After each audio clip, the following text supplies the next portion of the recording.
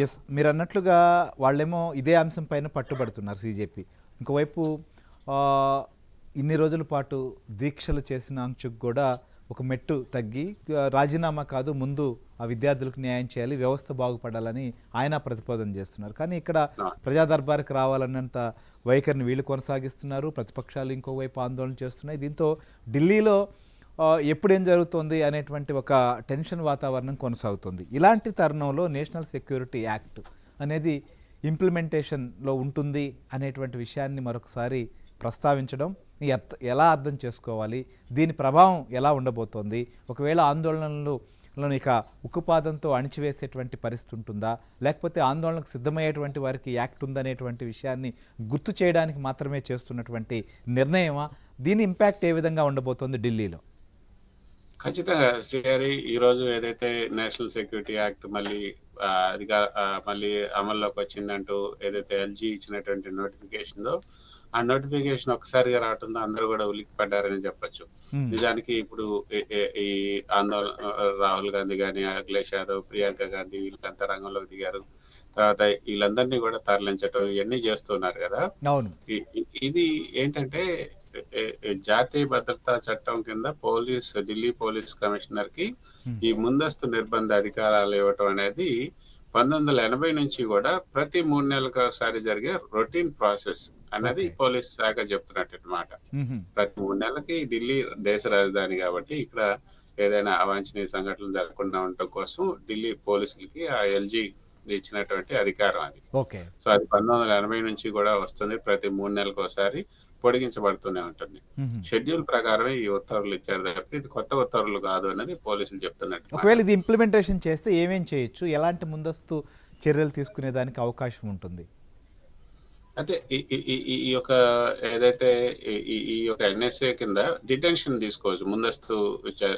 ముందస్తుగానే వాళ్ళని ఎవరైనా అనుమానం ఉన్నా, లేకపోతే వాళ్ళని ఈ యొక్క అవాంఛనీయ సంఘటనలు పాల్పడతారు, లేకపోతే శాంతి భద్రతలకు వీళ్ళ వల్ల విఘాతం కలుగుతుంది అన్న వాళ్ళందరినీ కూడా ఎన్ఎస్ఏ కింద అరెస్ట్ చేసే అవకాశం ఉంటుంది అన్నమాట. ఎవరైనా అరెస్ట్ చేసి వాళ్ళని కొంతకాలం వరకు జైల్లో ఉంచవచ్చు, లేకపోతే ఎటువంటి విచారణ కూడా లేకుండా. సో కాబట్టి అది మామూలుగా జరిగేది ఎక్కడైనా కూడా. అది దేశ రాజధాని కాబట్టి ఇది కొంత ఎక్కువగా ఉంటుంది. దాని యొక్క అవసరం కూడా ఎక్కువగా ఉంటుంది కాబట్టి అది అట్లా చేయడం జరిగింది తప్పితే అది కొత్తగా తీసుకొచ్చినటువంటి యాక్ట్ అయితే కాదు అన్నది పోలీసులు ఇచ్చినటువంటి ఎల్జీ జారీ చేసిన ఈ ఉత్తర్వులు సారాంశం. దానివల్ల ఎవరు కూడా ఆందోళన చెందాల్సిన అవసరం లేదని కూడా ఢిల్లీ పోలీసులు సపరేట్ గా కానీ ఆందోళన చెందాల్సిన అవసరం లేదు అనేటువంటి చెప్తున్నప్పటికీ ఖచ్చితంగా ఈ సందర్భంగా దీన్ని గుర్తు చేయడం అనే దాంతో కొంత మీరు అన్నట్లుగా విచ్చలవిడిగా వ్యవహరించేటువంటి వారికి కానీ, లేకపోతే శాంతియుతంగా సాగుతున్నటువంటి ఆందోళనలను కొంత ఉద్రిక్తంగా మార్చేటువంటి శక్తులు, అలాంటి వ్యక్తులకు మాత్రం ఇది కొంత చెక్ పెట్టేటువంటి పరిస్థితిగానే మారబోతోంది అనేది అర్థమవుతోంది. ఇక మెట్రో స్టేషన్లు దాదాపుగా ఢిల్లీలో 16 మెట్రో స్టేషన్లు క్లోజ్ చేశారు. దీనివల్ల ఉద్యోగులు కావచ్చు చాలామంది ఇబ్బంది పడుతున్నారు. ఈవెన్ దో సుప్రీంకోర్టుకు వెళ్లాల్సినటువంటి స్టాఫ్ కూడా వెళ్ళలేని పరిస్థితి అని న్యాయవాదులు ఇవాళ ఆందోళన చేశారనేట్లుగా సమాచారం అందుతోంది. ఏంటి పరిస్థితి? దీని మీద అవసరమైతే తాము ఒక నిర్ణయం కూడా తీసుకుంటామనేటువంటి వ్యాఖ్యలు కూడా వచ్చినట్లుగా తెలుస్తోంది. ఎందుకు అసలు ఈ పరిస్థితి? మెట్రో స్టేషన్స్ను ఎన్ని రోజుల పాటు ఇలా క్లోజ్ చేసేటువంటి అవకాశం ఉంది?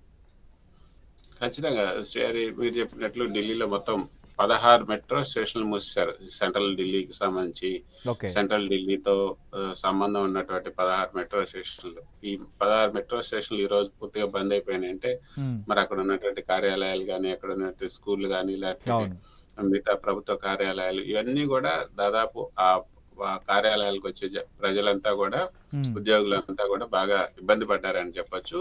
జంతర్ మంతర్, అదేవిధంగా పార్లమెంట్ వైపు విద్యార్థులు, నిరసనకారులు వీళ్ళందరూ కూడా తరలి వస్తుండటం వల్ల వాళ్ళని భద్రతా కారణాల రీత్యా ఈ రాజీవ్ చౌక్, అదేవిధంగా పటేల్ చౌక్, సెంట్రల్ సెక్రటరియట్ వీటన్నిటితో పాటు వీటి చుట్టుపక్కల ఉన్నటువంటి మొత్తం 16 మెట్రో స్టేషన్లని మొత్తం ఢిల్లీ మెట్రో ఇవాళ మూసేయాల్సి వచ్చింది.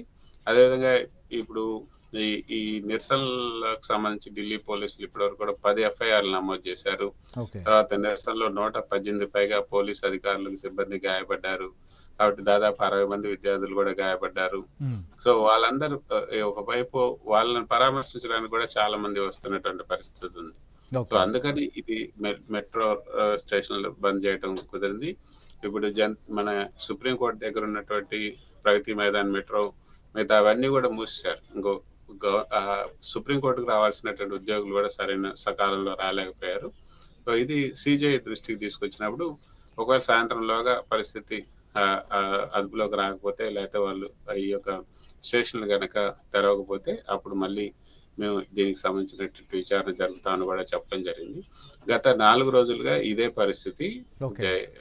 ఈ ఉద్యోగులు, ప్రజలు, సాధారణ ప్రజలైతే మ్మ్. చాలా ఇబ్బంది పడుతున్నారనే చెప్పొచ్చు. ఓకే. శ్రేయ. రైట్, మీరు అన్నట్లుగా సో ప్రజలు కూడా ఇబ్బంది పడుతున్నారు. ఖచ్చితంగా పరిస్థితులు